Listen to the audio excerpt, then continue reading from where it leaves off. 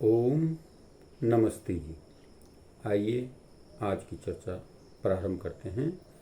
अथर्ववेद का मंत्र है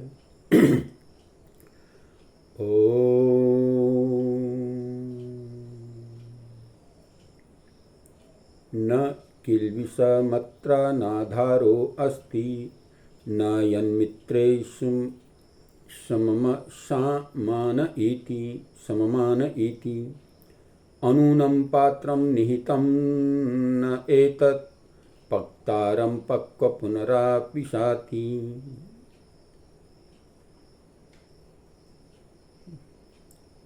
शब्दार्थ करते हुए कहा गया है, अत्र यहाँ प्रभु की न्याय व्यवस्था में किल्बिषम दोष त्रुटि न नहीं है।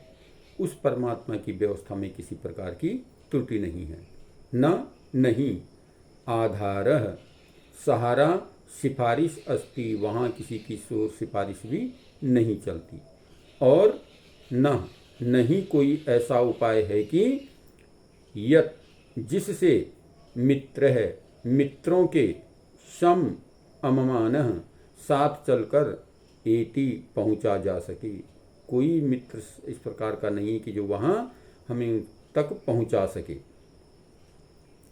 न हमारा एतत् यह कर्मों से कमाया हुआ अनूनम पूरा जिसमें कुछ भी घटा बढ़ी नहीं है ऐसा पात्रम पात्र निहितम सुरक्षित रखा है। पक्तारम पकाने वाले को, पक्वः पकी वस्तु पुनः फिर से आविशाती भली प्रकार मिलती है। बहुत ही कमाल की बात इसमें बताई गई है मनुष्य जीने के लिए कि यहाँ परमात्मा की न्याय व्यवस्था में किसी प्रकार की भी कोई दोष त्रुटि नहीं है, किसी प्रकार की कहीं कोई कमी नहीं है।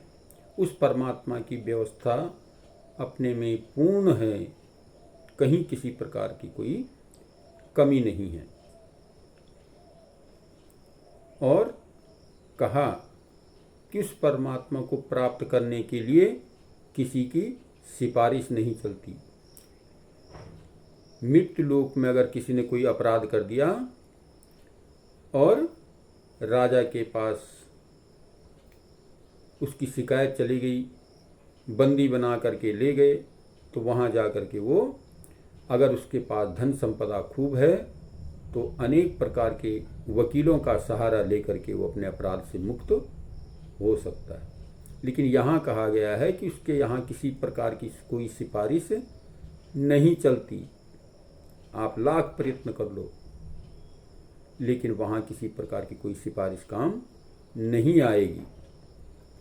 और नहीं कोई ऐसा उपाय है कि किसी मित्र के सहारे मुझ तक पहुँच सके। जीवन में देखने को आता है, अगर किसी की मित्रता राजा से है और उसका कोई मित्र है वो राजा से मिलना चाहता है तो अपने मित्र का सहारा ले लेता है कि भाई आप तो वहाँ जानते हैं, आप समझते हैं, राजा के सम्मुख रहते हैं, मुझे भी एक बार जो है उनसे राजा से मिलवा दो। तो वो मित्र उसे वहाँ मिलवा सकता है, उस राजा से मिला सकता है। लेकिन यहाँ पर कहा गया है कि यहाँ कोई भी ऐसा मित्र नहीं है कि जो हमें उस परमात्मा तक पहुँचा सके। ये ध्यान रखने वाली बातें हैं। वहाँ केवल स्वयं हमें अपना ही कर्तव्य कर्म पहुँचाता है। तो कहा गया फिर कि हमारा एतत् यह कर्मों से कमाया हुआ अनूनम पूरा जिसमें कुछ भी घटा बढ़ी नहीं कर सकते। व्यापारी के पास आप सामान खरीदने जाओ तो वो कांटा को मार सकता है, कांटा मार करके आपको तोल करके कम ज़्यादा दे सकता है। लेकिन वहाँ किसी प्रकार की भी घटा बढ़ी नहीं है। वहाँ बिल्कुल जितना जिसने किया है ठीक ठीक उतना ही उसको जो है प्राप्त होना है। इसलिए आगे भी वेद में कहा गया है कि अवश्य में भुक्तव्यम कृतम कर्म शुभाशुभम, चाहे छोटा करो चाहे बड़ा करो, चाहे उचित करो चाहे अनुचित करो, सबका कर्म जो है बराबर मात्रा में वो परमपिता परमात्मा आपको देगा। तो इसलिए यहाँ पर भी कहा गया है कि किसी प्रकार की घटाबड़ी नहीं है वहाँ पर। अनुनम, जो व्यवस्था है वो बिल्कुल सुरक्षित है, रखी हुई है। पात्रम, पात्र सुरक्षित रखा है। वह हमारा जो पात्र है, ऐसा पात्र जिसमें जिस पलड़े में जिस तराजू में वहाँ इस प्रकार का तराजू रखा हुआ है कि आप पाप पुण्य जितना जितना करोगे वो वहाँ नपता तुलता जाता है, वहाँ किसी प्रकार की घटाबड़ी नहीं हो सकती, वो बिल्कुल सुरक्षित रखा हुआ है।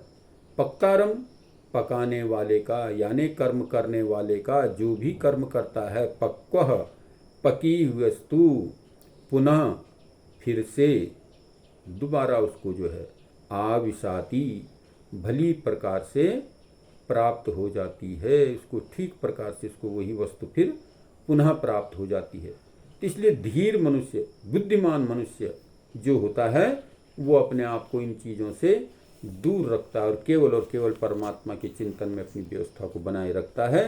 उसके पास किसी प्रकार की कोई त्रुटि नहीं रहती। तो इसलिए महाराजा भर्तृहरि जी ने भी कहा है, निंदन्तु नीति निपुणं यदि वा स्तुवन्तु लक्ष्मी समाविशतु गच्छतु वा यथेष्टम् अद्यैव मरणमस्तु युगान्तरे वा न्यायात् पथः परिचलन्ति धीरा। संसार में नीति निपुण व्यक्ति चाहे कोई निंदा करे अथवा प्रशंसा करे, संसार का धन ऐश्वर्य चाहे उसको खूब प्राप्त हो जाए, समस्त संसार का मालिक बन जाए धन ऐश्वर्य में, और चाहे सर्वथा धन अभी खत्म हो जाए, मृत्यु चाहे आज हो जाए चाहे युगों तक जीवित रहना पड़े, किंतु जो धीर पुरुष होते हैं, भगवान के भक्त होते हैं, सत्य प्रेमी होते हैं, वे लोग धर्म के मार्ग से कभी भी विचलित नहीं होते, कभी भी परमात्मा के मार्ग से कभी इधर से उधर नहीं होते। इसलिए कहा गया है कि हमें अपने कर्मों का फल मिलता है, हमें सुकर्म करते हुए ही अपने जीवन को आगे बढ़ाना चाहिए।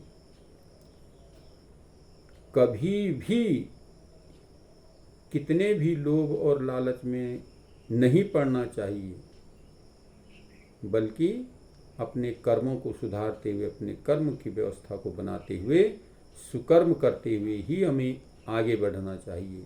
आज की व्यवस्था यही बिगड़ती है।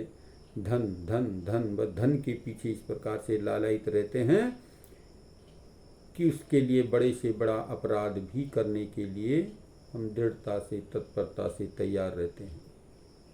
ये नहीं जानते कि जो हमें पका रहे हैं, जो हमें कर रहे हैं, इसका कर्म फल हमें फिर अवश्य भोगना पड़ेगा।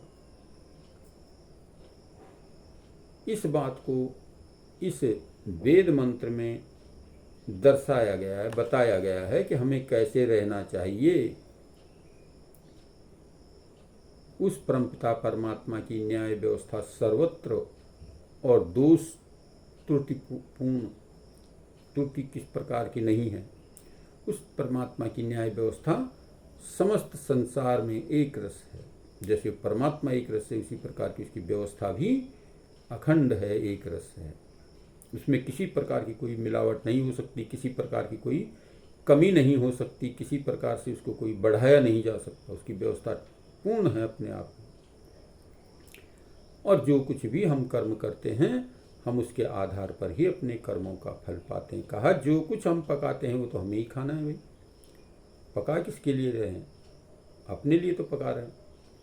तो इसलिए खाना भी हमें ही पड़ेगा। तो वो परमपिता परमात्मा न्यायिक है, ठीक ठीक न्याय करने वाला है, उचित न्याय करने वाला है। इस मंत्र को यदि हम, इस मंत्र के सार को यदि हमने समझ लिया तो फिर हम अनेक प्रकार के अपराधों से बचकर अपने आप को सुमार्ग पर, सत्य के मार्ग पर लगा सकते हैं। तो ये मंत्र यही प्रेरणा दे रहा है कि उस परमपिता परमात्मा की न्याय व्यवस्था को समझो, जानो, और जो कुछ हम कर्म कर रहे हैं उसका फल हमें अवश्य ही किसी न किसी रूप में प्राप्त होना है, वो मिलना ही मिलना है। उसमें कहीं किसी प्रकार की कोई गुंजाइश नहीं है कि वो फल ना मिले। इसलिए उस फल को पाने के लिए यदि हम अच्छा फल चाहते हैं तो हम अच्छे कर्म करते हुए आगे बढ़ें। इस प्रकार से हम अपने जीवन को आगे बढ़ाने का प्रयत्न करते हैं तो हमारा जीवन सफल और सार्थक होता है। आइए अपने आज की चर्चा को यहीं पर विरमित करते हैं। ओम शांति।